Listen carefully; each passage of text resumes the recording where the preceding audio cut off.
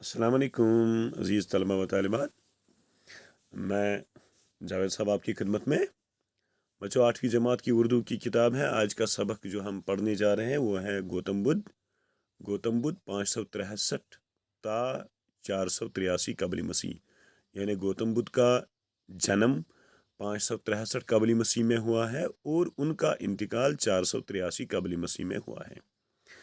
बच्चों, यहाँ पे एक चीज़ समझनी है कि ये जो कबली मसीह है ये क्या होता है और इस कैलेंडर की जो गिनती है वो उल्टी क्यों है।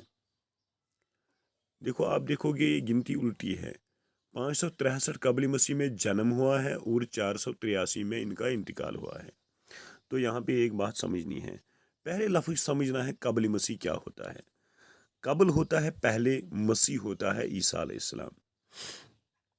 वो कैलेंडर जो ईसा अलैहिस्सलाम की विलादत यानी जन्म से पहले दुनिया में राइज था, उस कैलेंडर को हम कबली मसीह वाला कैलेंडर कहते हैं और इसमें सालों की गिनती उल्टी होती है।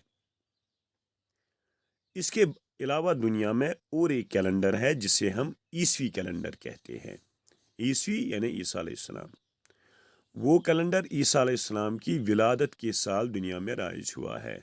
उसमें हम तारीख गिनते हैं ईसा अलैहिस्सलाम के जन्म के साल से। यानी जिस साल में उनका जन्म हुआ है उस साल को हम पहला वाला साल मानते हैं, ईसवी कैलेंडर का पहला साल मानते हैं। ये जो ईसवी कैलेंडर है इसको हम इंग्लिश में एडी भी कहते हैं, यानी एनो डोमिनी। अगर आप इंग्लिश में देखोगे कोई तारीख होगी उसमें लिखा होगा साइड में एडी यानी एनो Duminy, that means in the name of our Lord, यानी ईसा अलैहिस्सलाम के जो है जन्म वाला कैलेंडर है ये। उसमें सालों की गिनती उल्टी नहीं होती है। लेकिन ये जो कबली मसीह वाला कैलेंडर है, यानी इसको हम इंग्लिश में बीसी यानी बिफोर क्राइस्ट यानी ईसा अलैहिस्सलाम से पहले वाला दौर, इसमें सालों की गिनती उल्टी होती है। तो क्योंकि इसमें सालों की गिनती उल्टी होती है और ईसा अलैहिस्सलाम के जन्म से पहले जो दौर है, जितना दौर ईसा अलैहिस्सलाम के जन्म के करीब होगा उतनी उसकी तारीख कम होगी, और जितना दौर या साल ईसा अलैहिस्सलाम के जन्म से पहले वाला बहुत दूर होगा उतनी उसकी गिनती ज़्यादा होगी।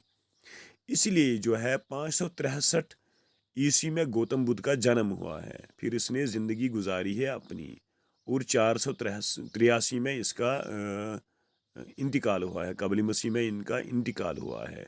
वो 563 483, अगर आप इसमें काटोगे तकरीबन 80 साल इनकी उम्र है। तो यही वजह है कि ये जो है इसमें सालों की गिनती उल्टी होती है। दुनिया में इसके अलावा भी बहुत सारे कैलेंडर हैं, लेकिन हम उधर नहीं जाएंगे। लेकिन थोड़ा मैं आपको बताता हूँ। मतलब चाइनीज़ कैलेंडर है जो चीन के लोग उस पर अमल करते हैं, पर्शियन है जो ईरानी कैलेंडर है, और जो हमारा मुसलमानों का हिजरी कैलेंडर है, तो उसमें हम साल गिनते हैं हुजूर सल्लल्लाहु अलैहि वसल्लम ने जब मक्का शरीफ से मदीना शरीफ की जानिब हिजरत की, उसी जो है वही दौर है, वही साल है, वो हम पहला वाला साल और पहला वाला महीना मानते हैं। तो इसके अलावा दुनिया में जूलियन कैलेंडर भी था, उसमें कुछ खामियां थी। अब जो मगरबी दुनिया है उसमें ग्रिगोरियन कैलेंडर राइज है जो अब पूरी दुनिया में माना जाता है। तो ये मुख्तसर था इधर इसके बारे में, कबली मसीह के बारे में। चलो सबक शुरू करते हैं। गौतम बुद्ध का असल नाम सिद्धार्थ था। वो बुद्धमत के बानी हैं। बुद्धमत मतलब बुद्धिज़्म। बानी लफ्ज़ इधर समझना है। बानी होता है बुनियाद डालने वाला, यानी आगाज़ करने वाला। यानी ये जो गौतम बुद्ध है, इन्होंने बुद्धमत की बुनियाद डाली है। ये पहला जो है फाउंडिंग मेंबर है उसका, इसने बुनियाद डाली है उसकी बुद्धिज़्म मज़हब की, जो दुनिया के मज़ाहिब में से एक है। मज़हब की जमा है। तो जिस तरह दुनिया में ये मुसलमान हैं यानी इस्लाम है, ईसाई लोग हैं जो ईसाइयत मानते हैं, यहूदियत मानते हैं, हिंदुइज़्म मानते हैं, इसी तरह सिखिज़्म दुनिया में और एक मज़हब है। इसी तरह जो है ये बुद्धिज़्म यानी बुद्धमत भी दुनिया में एक मज़हब है। सिद्धार्थ कपिल वस्तु के राजा के बेटे थे। जो सिद्धार्थ है एक कपिल वस्तु का राजा था, بادشاہ تھا، اس کے بیٹے تھے۔ یہ کپل وستو کیا ہوتا ہے یہ ادھر ہم کو پتہ چلے گا، جو نیپال کی سرحدوں کے نزدیک شمالی ہندوستان کا ایک شہر ہے۔ جو کپل وستو ہے یہ نیپال کی جو ہماری سرحدیں ملتی ہے نیپال سے، وہاں کا ایک شہر ہے یہ کپل وستو۔ شمالی ہندوستان میں آپ کو پتہ ہے ناردرن انڈیا میں جو ایریا ہے وہاں پہ نیپال پڑتا ہے، وہاں پہ ایک شہر ہے سدھارتھ، جس کی ذات اور اس کی جو ذات ہے، کاسٹ ہے، وہ ہے گوتم، اور جو اس کا قبیلہ یعنی ٹرائب ہے وہ ہے شاکیہ تھا۔ نیپال کی موجودہ سرحدوں کے بیچ لمب کے مقام پر 563 قبل مسیح میں پیدا ہوا۔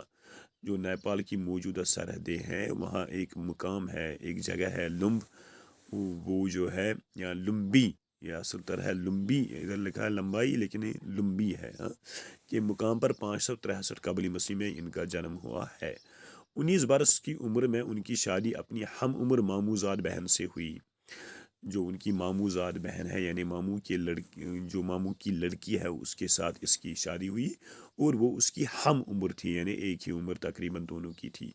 شاہی محل میں پرتعیش ماحول میں ان کی پرورش ہوئی، اور ان کی جو پرورش ہے گوتم کے سدھارتھ کی جو پرورش ہے یعنی گوتم بدھ کی جو پرورش ہوئی ہے وہ شاہی محل میں ہوئی ہے، چونکہ بادشاہ کے بیٹے تھے، راجا کے بیٹے تھے، ان کی پرورش بادشاہ کے محل میں ہوئی ہے، اور وہاں پہ جو ماحول ہے وہ پرتعیش تھا۔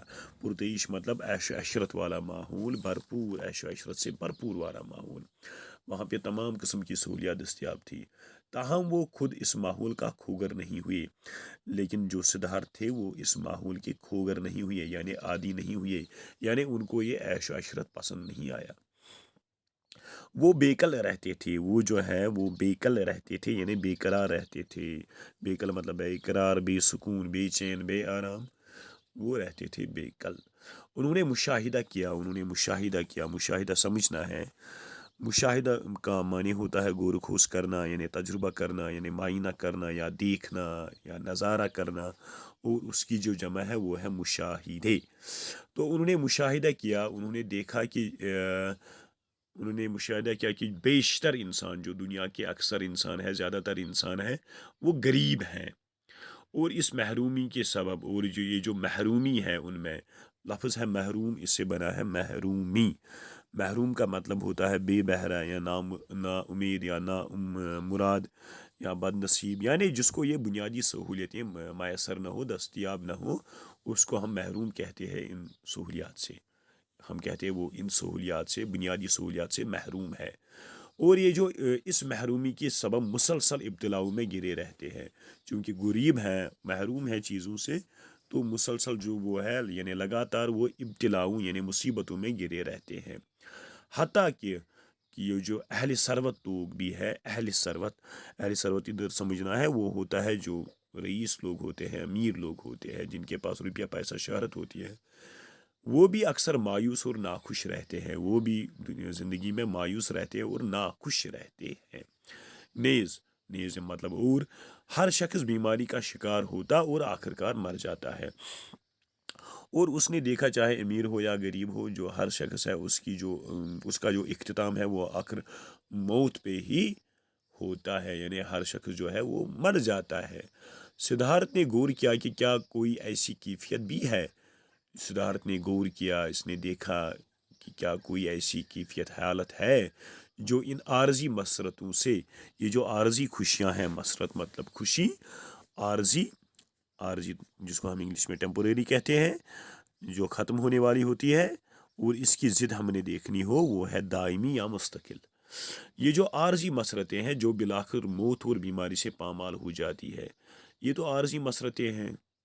اگر کوئی امیر بھی ہوگا، عیش عشرت کا ماحول بھی ہوگا، روپیہ پیسہ بھی ہوگا، لیکن وہ تو مر جاتا ہے آخر، اور یہ جو موت ہے یہ اس کی جو عارضی مسرتیں ہیں وہ ختم کر دیتی ہے یہ موت۔ معرہ ہو، کیا کوئی ایسی کیفیت ہے کہ یہ جو عارضی مسرتوں سے انسان پاک ہو، معرہ مطلب پاک، خالی، یعنی اور دائمی مسرت کی حامل ہو، کیا کوئی ایسی کیفیت ہے زندگی میں کہ انسان ہمیشہ کے لیے خوش رہے، اس کی جو خوشی ہے وہ دائمی ہو، اس کی جو مسرت ہے وہ دائمی ہو، وہ عارضی نہ ہو؟ کیا کوئی ایسی کیفیت، ایسی حالت ہے؟ وہ اسی چیز کے پیچھے تھے، اسی چیز کی جستجو میں لگے رہتے تھے یہ گوتم بدھ، تو انہوں نے جو زندگی کا فلسفہ ان کا تھا وہ اسی پہ تھا کہ مجھے وہ چیز دیکھنی ہے کہ جہاں پہ انسان ہمیشہ کے لیے خوشی حاصل کرے. یہ جو دنیا کی خوشیاں ہے یہ عارضی ہے، ہمیں دائمی خوشی دیکھنی ہے. امید ہے آج کا سبق آپ کو سمجھ آیا ہوگا. السلام علیکم.